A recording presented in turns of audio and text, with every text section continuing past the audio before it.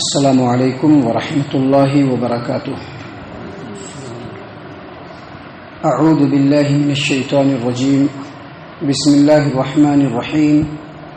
وَلِكُلٍّ جَعَلْنَا مَوَالِيَ مِمَّا تَرَكَ الْوَالِدَانِ وَالْأَقْرَبُونَ وَالَّذِينَ عَقَدَتْ أَيْمَانُكُمْ فَآتُوهُمْ نَصِيبَهُمْ إِنَّ اللَّهَ كَانَ عَلَى كُلِّ شَيْءٍ شَهِيدًا۔ الرجال قوامون على النساء بما فضل الله بعضهم على بعض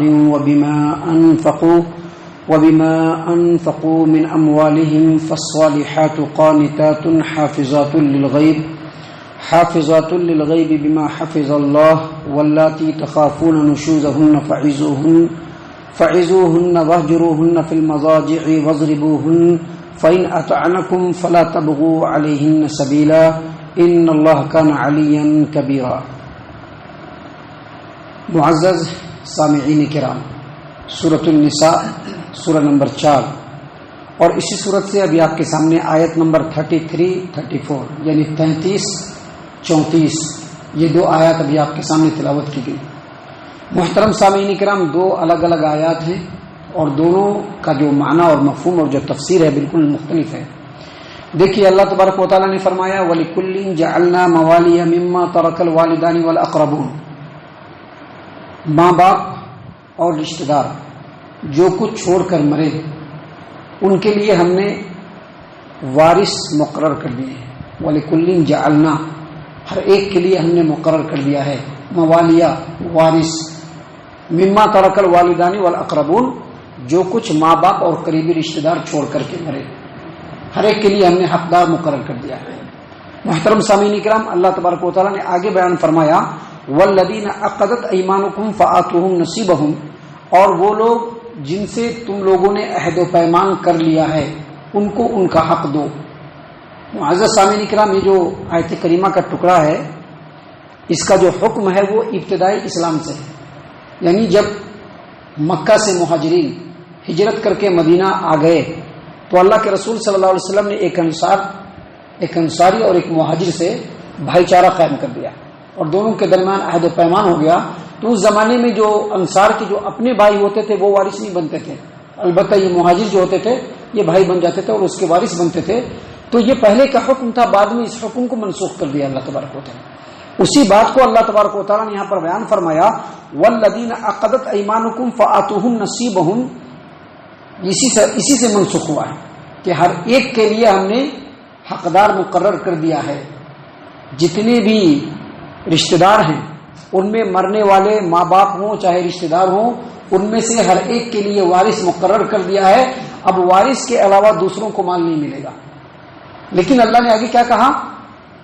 والذین عقدت ایمانکم فآتوہم نصیبہم، جن لوگوں سے تمہارا عہد و پیمان ہو چکا ہے اب ان کو جو تم نے طے کر لیا ہے دے دو، جو طے کر لیا ہے ان کو اب دے دو، ان کو اب چھوڑنا نہیں، ان کو دے دینا ہے۔ لیکن آگے سے ایسا نہیں کرنا ہے۔ صحیح البخاری کتاب التفسیر کے اندر عبداللہ ابن عباس رضی اللہ عنہما کی روایت ہے، عبداللہ ابن عباس رضی اللہ عنہما نے کہا کہ یہاں پر جو موالیہ ہے اس سے مراد وارث ہے۔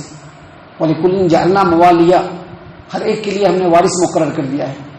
ماں باپ اگر مال چھوڑ کر کے مرے تو بھی، رشتہ دار مال چھوڑ کر کے مرے تو بھی ان کا حقدار مقرر کر دیا ہے۔ اس کے بعد عبداللہ بن عباس رضی اللہ عنہما نے کہا کہ اللہ تبارک و تعالیٰ نے جو یہ فرمایا کہ والذین عقدت ایمانکم فآتوہم نصیبہم، جن لوگوں سے تم نے عہد و پیمان کر لیا ہے ان کو ان کا حصہ دو، یہ ابتدائی اسلام سے، یہ جو حکم ہے وہ ابتدائی اسلام کا ہے کہ جب مہاجرین ہجرت کر کے مدینہ آ گئے، تو انصار کو یہ انصار کے ساتھ اللہ کے رسول صلی اللہ علیہ وسلم نے بھائی چارہ مقرر کر دیا، تو اب ان کو ان کا حق دینا ہے۔ جو مقرر ہو چکا تھا دیتے تھے، لیکن جن سے کر لیا ہے ان کو دینا ہے۔ لیکن جب یہ آیت کریمہ اللہ تبارک و تعالیٰ نے نازل فرمائی تو یہ حکم منسوخ ہو گیا۔ اور اس کے بعد آگے عبداللہ ابن عباس رضی اللہ عنہما نے کہا کہ وَلِكُلٍّ جَعَلْنَا مَوَالِيَ مِمَّا تَرَكَ الْوَالِدَانِ وَالْأَقْرَبُونَ وَالَّذِينَ عَقَدَتْ أَيْمَانُكُمْ فَآتُوهُمْ نَصِيبَهُمْ، جن لوگوں سے تم نے عہد و پیمان کر لیا ہے ان کو ان کا حصہ دو۔ حصہ دو کا مطلب یہ ہے کہ وراثت کے طور پر نہیں بلکہ نصیحت کے طور پر، خیرخواہی کے طور پر، مدد و معاونت کے طور پر ان کا حصہ ان کو دو۔ معزز سامعین کرام، اتنی باتیں بیان کرنے کے بعد اللہ تبارک و تعالیٰ نے آگے فرمایا ان اللہ کان علی کل شیء شہیدا، اللہ تبارک و تعالیٰ ہر چیز کے اوپر گواہ ہے. اور پھر آگے اللہ تبارک و تعالیٰ نے جو دوسری آیت کریمہ ہے اس میں ایک دوسری بات اللہ تبارک و تعالیٰ نے بیان فرمائی. اللہ تبارک و تعالیٰ نے فرمایا الرجال قوامون علی النساء، مرد عورتوں کا ذمہ دار ہے، مرد عورتوں کا نگراں ہے، اس کی دیکھ بھال کرنے والا ہے، اس کا حاکم ہے، اس کا ذمہ دار ہے. اگر عورت رائے راست سے بھٹک جائے تو اس کو سیدھا راستہ دکھانے والا مرد ہے. کیوں؟ اللہ تبارک و تعالیٰ نے مردوں کو عورتوں کا ذمہ دار کیوں بنایا؟ اللہ نے آگے اس کی وجہ بیان فرمائی بما فضل اللہ بعضهم علی بعض، اس لیے کہ اللہ تبارک و تعالیٰ نے بعض کو بعض کے اوپر فضیلت دی ہے. اگر کوئی کسی سے افضل ہے اللہ نے اس کو فضیلت دیا ہے، اپنی طرف سے اس کو فضیلت نہیں ہوئی ہے. یہی فضیلت اللہ تبارک و تعالیٰ نے عورتوں کے اوپر مردوں کو دیا ہے. اور یہی وجہ ہے کہ اللہ تبارک و تعالیٰ نے، آپ دیکھیں گے اسلام کے اندر اللہ تبارک و تعالیٰ نے جتنے بھی انبیاء بھیجے سب کے سب کون تھے؟ مرد تھے. نبیوں کو، نبوت کو اللہ تبارک و تعالیٰ نے عورتوں کے ساتھ خاص نہیں کیا ہے بلکہ مردوں کے ساتھ خاص کیا ہے. عورت نبی نہیں بن سکتی ہے، عورت نبی نہیں بن سکتی. یہی وجہ ہے کہ اگر کوئی عورت یہ کہے کہ میں نبی ہوں، سمجھ لیجیے کہ وہ جھوٹی ہے، وہ جھوٹی عورت ہے.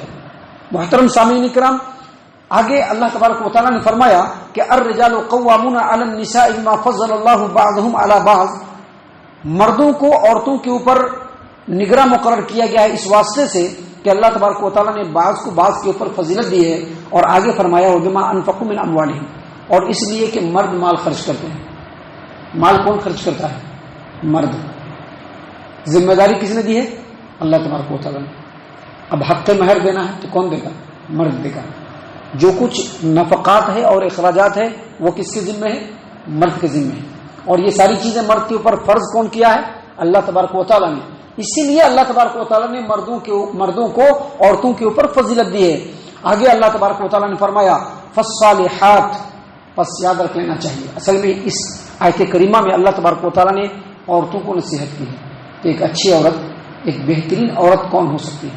اللہ تبارک و تعالیٰ نے فرمایا فالصالحات، بہترین عورت وہ ہے، نیکوکار عورت وہ ہے، قانتات، جو اپنے شوہر کی فرما برداری کرنے والی، شوہر کی اطاعت و فرما برداری کرنے والی جو عورت ہوتی ہے وہ اچھی عورت ہوتی ہے.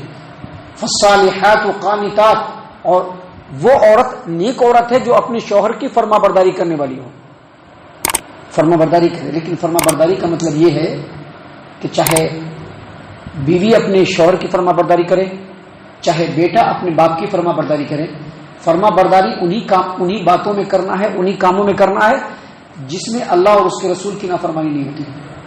اگر باپ ایک حکم دیتا ہے اور اللہ اور اس کے رسول کا حکم اس سے ڈیفرنٹ ہے تو چاہے بیٹا ہو چاہے بیوی ہو، اس کو اللہ تبارک و تعالیٰ نے یہ حق دیا ہے کہ وہ اس وقت اگر بیٹا ہے تو اپنے باپ کی نافرمانی کرے گا، اور اگر بیوی ہے تو اپنے شوہر کی نافرمانی کرے گی. اور فرما برداری کس کی کرے گی؟ اللہ اور اس کے رسول صلی اللہ علیہ وسلم. تو یہاں پر فرما برداری کا مطلب یہ ہے کہ نیک کاموں میں فرما برداری کرنا. نبی صلی اللہ علیہ وسلم نے فرمایا کہ فرما برداری ہمیشہ نیکی کے کاموں میں ہوگی، برائی کے کاموں میں نہیں. تو اللہ تبارک و تعالیٰ نے یہاں پر فرمایا فالصالحات قانتات، نیک بخت عورت وہ ہے جو اپنے شوہر کی فرما برداری کرنے والی ہو. حافظات للغیب بما حفظ اللہ، شوہر کی غیر موجودگی میں اپنے مال، اپنی عزت اور اپنے شوہر کی مال کی حفاظت اللہ کی نگرانی میں کرنے والی. نیک بخت عورت وہ ہے جو شوہر کی غیر موجودگی میں اپنی عزت، اپنے نفس اور شوہر کے مال کی حفاظت اور نگرانی اللہ تبارک و تعالیٰ کی ذمہ داری میں، اللہ کی نگرانی میں کرنے والی ہو. اللہ کے رسول صلی اللہ علیہ وسلم سے پوچھا گیا، سنن النسائی کتاب النکاح کی روایت ہے کہ ای النساء خیر، کون عورت بہترین ہے؟ اللہ کے رسول صلی اللہ علیہ وسلم نے فرمایا خیر النساء امرأۃ، بہترین عورت وہ ہے اذا نظرت الیہا سرت کا، کہ جب تم اس کو دیکھو تو خوش ہو جاؤ. ایسی عورت بہترین ہوتی ہے. بہترین عورت ایسی ہوتی ہے کہ جس کو دیکھو تو خوش ہو جاؤ. وَإِذَا أَمَرْتَهَا أَطَاعَتْكَ، جب تم اس کو کوئی حکم دو تو وہ تمہاری اطاعت و فرما برداری کرے. اور پھر آگے اللہ کے رسول صلی اللہ علیہ وسلم نے فرمایا کہ جب تم اس کے گھر میں موجود نہیں رہو تو تمہاری غیر موجودگی میں اپنے نفس کی بھی اور تمہارے مال کی بھی حفاظت کرنے والی. اور اس کے بعد نبی صلی اللہ علیہ وسلم نے یہی آیت کریمہ تلاوت کی. محترم سامعین کرام، اللہ تبارک و تعالیٰ نے فرمایا کہ بہترین عورت وہ ہے جو شوہر کی غیر موجودگی میں اپنی نفس اور اس کے مال اور اپنے آبرو وغیرہ کی حفاظت کرنے والی ہو.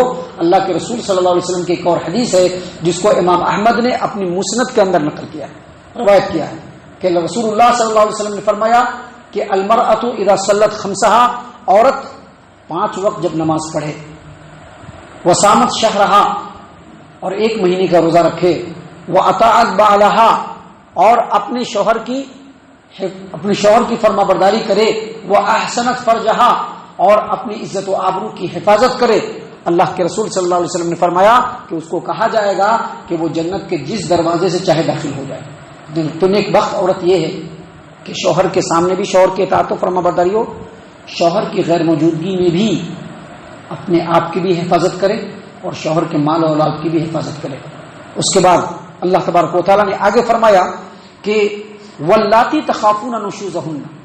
اب ایسی عورتیں ہیں جو بڑا بننا چاہتی ہیں، شوہر سے منہ لگائیں گے، شوہر سے اونچی آواز میں بات کریں گے، شوہر کے اوپر چڑھ دوڑنا چاہیں گے، شوہر کی نیک بات بھی نہیں مانیں گی. نشوز کہتے ہیں بلندی کو، اور ناشزہ کہتے ہیں ایسی عورت کو جو بلند ہونا چاہتی ہے. اللہ تبارک و تعالیٰ نے اسی بات کو یہاں پر بیان فرمایا واللاتی تخافون نشوزہن. اگر تم کو اس بات کا خوف ہو کہ وہ تم سے اختلاف کریں گے، تمہاری نافرمانی کریں گے، تمہارے حکموں کو کراس کرنے کی کوشش کریں گے، تو اللہ تبارک و تعالیٰ نے فرمایا کہ فاعظوہن، ان کو سمجھاؤ کہ شوہر کا مقام بہت بلند ہے. اللہ کے قرآن کے آیات سے سمجھاؤ، نبی صلی اللہ علیہ وسلم کی حدیثوں سے سمجھاؤ. نبی صلی اللہ علیہ وسلم نے حدیث میں کیا فرمایا ہے؟ فرمایا کہ اگر میں کسی کو حکم دیتا سجدہ کرنے کے لیے تو بیوی کو حکم دیتا کہ وہ اپنے شوہر کو سجدہ کرے. کیوں؟ شوہر کے بلند مقام ہونے کی وجہ سے. شوہر کا مقام بلند ہے، اس وجہ سے بیوی کو حکم دیتا کہ وہ اپنے شوہر کی اطاعت و فرما برداری کرے، ان کو سجدہ کرے. لیکن ہمارے اسلام میں سجدہ کرنے کا حکم نہیں ہے، لہذا بیوی کو چاہیے کہ اپنے شوہر کی اطاعت و فرما برداری کرے. نبی صلی اللہ علیہ وسلم نے یہ بھی بیویوں کو حکم دیا ہے کہ اگر کسی بیوی کا شوہر موجود ہو، اگر کسی بیوی کا شوہر موجود ہو اور اگر بیوی نفلی روزہ رکھنا چاہتا ہو تو شوہر کی اجازت کے بغیر نہیں رکھ سکتی. اسی لیے اللہ تبارک و تعالیٰ نے یہاں پر مردوں کو ہی مخاطب کیا ہے ڈائریکٹ کہ واللاتی تخافون نشوزہن، وہ عورتیں جن کے شرکش ہونے کا تم کو ڈر ہو، خوف ہو، فعظوہن، تو ان کو سمجھاؤ. یعنی سمجھانے کا جو طریقہ ہے، ان کو درست کرنے کا جو طریقہ ہے، ان کو راہ راست پر لانے کا جو طریقہ ہے کہ پہلے ان کو سمجھاؤ. فعظوہن، ان کو سمجھاؤ. اگر اس کے باوجود وہ نہیں سمجھے، واہجروہن فی المضاجع، تو ان کو ان کے بستر پہ تنہا چھوڑ دو. یعنی مفسرین نے کہا ہے کہ ان کے جب وہ سوئیں تو ان کے بستر سے الگ ہو جاؤ، یا سو تو ان سے منہ پھیر کر کے سو جاؤ. اور بعض مفسرین نے یہ کہا ہے کہ ان سے بات مت کرو. فعظوہن واہجروہن فی المضاجع، ان کو ان کے بستر پر الگ چھوڑ دو. اللہ کے رسول صلی اللہ علیہ وسلم سے پوچھا گیا، سنن ابی داؤد کتاب النکاح کی روایت ہے کہ اے نبی صلی اللہ علیہ وسلم، پوچھا صحابہ کرام نے کہ اے نبی صلی اللہ علیہ وسلم، ہم میں سے کسی کے اوپر اس کے بیوی کا کیا حق ہے؟ تو کہا کہ بیوی کا حق یہ ہے کہ ان تطعمها اذا طعمت، جب تم کھاؤ تو اپنی بیوی کو بھی کھلاؤ، یعنی جو تم کھاؤ وہ بیوی کو کھلاؤ. وکسوها اذا اکتسیت، اور جو تم پہنو وہ بیوی کو بھی پہنو. ولا تضرب الوجه، اور بیوی کے چہرے پر مت مارو. ولا تقبح، اس کو برا بھلا مت کہو.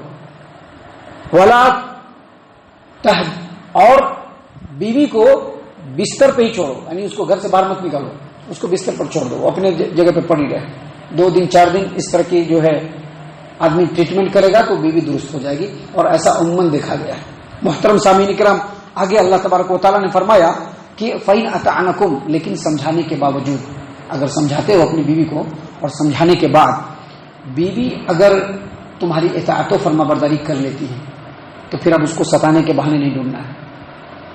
یعنی اگر وہ تمہاری اطاعت و فرما برداری کر لے تو اب اس کو ستانے کا بہانہ نہیں ڈھونڈنا ہے، بلکہ جب وہ اطاعت و فرما بردار ہو گئے تو جس طرح سے بیوی کے ساتھ رہتے سہتے ہیں ویسے رہنا سہنا ہے. اور اس کے بعد اللہ تبارک و تعالیٰ نے فرمایا ان اللہ کان علیا کبیرا، بے شک اللہ تبارک و تعالیٰ انتہائی بلند اور بہت ہی بڑا ہے. یعنی یہاں پر اللہ تبارک و تعالیٰ نے وارننگ دیا کن کو؟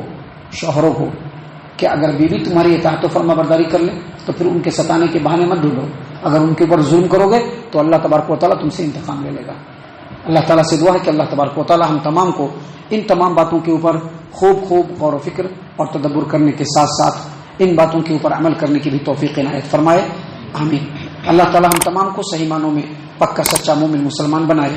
اللہ اور اس کے رسول صلی اللہ علیہ وسلم کی اطاعت و فرما برداری کرنے والا بنائے. صحابہ کرام رضی اللہ عنہم کے طریقے پر چلنے والا بنائے. جنت الفردوس میں جگہ عطا فرمائے. اے اللہ ہم تمام کو جہنم سے پناہ دے. اے رب العالمین ہم تمام کو جہنم سے پناہ دے. اے مالک الملک ہم تمام کو جہنم سے پناہ دے. آمین یا رب العالمین. وما علینا الا البلاغ المبین.